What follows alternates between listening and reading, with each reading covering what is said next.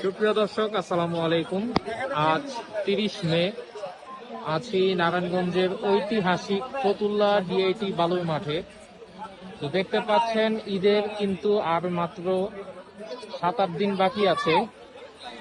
এখনো ফতুল্লা হাট প্রায় 80% ফাঁকা।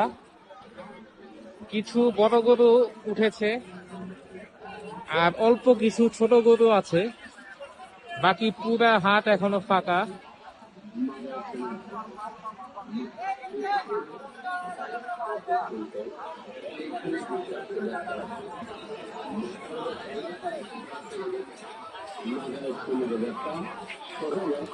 যারা নতুন দেখছেন অবশ্যই পেজটি ফলো দিয়ে রাখবেন। চলছে আমাদের কোরবানি ফেস্ট।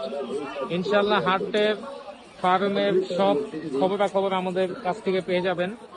সবাই ভালো থাকবেন, সুস্থ থাকবেন, আমাদের জন্য দোয়া করবেন। আসসালামু আলাইকুম।